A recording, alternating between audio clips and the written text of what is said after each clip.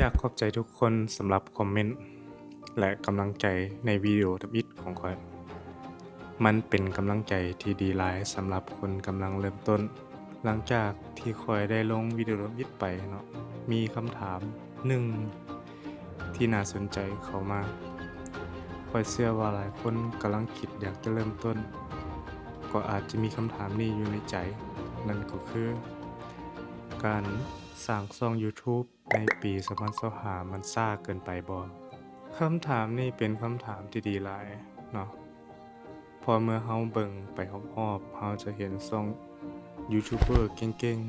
ๆช่องใหญ่ๆที่ประสบความสำเร็จไปอย่างหลวงหลายแล้ว เบิ่งคือว่าทุกตลาดทุกเนื้อในมีคนเฮ็ดหมดแล้ว แล้วคนใหม่ๆคือเราจะเอาหยังไปสู่เขา มื้อนี้ EP 2ข้อยอยากจะมาแบ่งปันมุมมองของข้อยที่มีต่อคำถามนี้ยอมรับความจริงการแข่งขันสูงแต่โอกาสก็หลายขึ้นแม้นแล้วมันเป็นความจริงที่ว่าในปี2025มีคนเฮ็ด YouTube หลายกว่าเมื่อ5ปีหรือ10ปีก่อนการแข่งขันมันสูงขึ้นแต่ในขณะเดียวกันจำนวนคนเบิ่งช่อง YouTube ก็หลายขึ้นอย่างมหาศาลคือกัน เดี๋ยวนี้คนเบิ่งช่อง YouTube บ่ได้เบิ่งเพียงแต่ความบันเทิง เขาเจ้าเข้ามาเบิ่งเพื่อเรียนรู้ เพื่อหาคำตอบ เพื่อเบิ่งรีวิว เพื่อซอกหาคนที่มีความมักคือกัน นั่นหมายความว่า ถ้าเราสามารถสร้างเนื้อในที่ตอบโจทย์ความต้องการเฉพาะกลุ่มใดหนึ่ง เราก็ยังมีบ่อนว่างเสมอ อย่าคิดที่จะดังในมือเดียว หลายคนย้านการเริ่มต้นเพราะคิดว่าต้องเฮ็ดให้ดีเลิศ ต้องดังไวๆ คือกับช่องใหญ่ๆ แต่เราลืมไปว่าช่องใหญ่ๆที่เราเห็นในมื้อนี้ เขาเจ้าก็เคยมีวิดีโอทำอิฐ เคยมีศูนย์ Subscribe คือกันกับเราในตอนนี้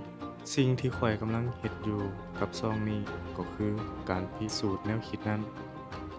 ข้อยบ่ได้คาดหวังว่าจะมีคนติดตามเป็นแสนภายในเดือนละนิด แต่ข้อยโฟกัสที่การเรียนรู้การพัฒนาเทื่อละก้าว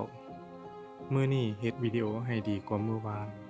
มื้ออื่นก็เฮ็ดให้ดีกว่ามื้อนี้ ตัวตนของท่านคืออาวุธลับ สิ่งหนึ่งที่บ่มีไผสามารถลอกเลียนแบบกันได้ นั่นก็คือตัวตนและก็มุมมองของเรา อาจมีคนเฮ็ดเนื้อในเกี่ยวกับการเฮ็ดอาหารเป็นพันๆช่อง แต่บ่มีไผเฮ็ดอาหารในแบบของเจ้า เล่าเรื่องในมุมมองของเจ้า หรือมีเคล็ดลับส่วนตัวแบบเดียวกับเจ้า YouTube ในปี2025บ่แม่นการแข่งขันว่าไผมีอุปกรณ์แพงกว่า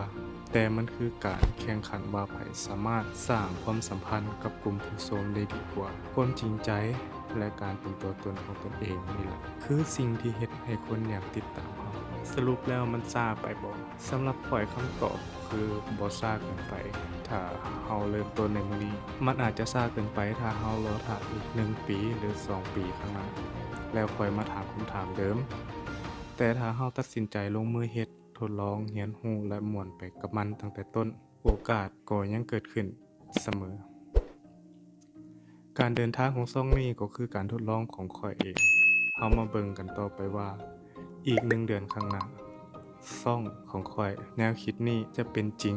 ได้น้อยหลายส่ำใด คำถามถึงทุกคนแล้วทุกคนเดะคิดเห็นแนวใดกับคำถามนี้ท่านเชื่อว่าการเริ่มต้นใหม่ในปี2025ยังเป็นไปได้บ่มาแลกเปลี่ยนความคิดเห็นกันในคอมเมนต์ข้างรูปนี้ ขอบใจอีกครั้งที่ร่วมเดินทางมานำกัน อย่าลืมกดติดตามเพื่อบ่ให้พลาด EP ต่อไปของพวกเราแล้วพบกันใหม่ เวลาที่ดีที่สุดในการปลูกต้นไม้อาจแม่น20ปีก่อน เวลาที่ดีที่สุดอันดับ2คือตอนนี้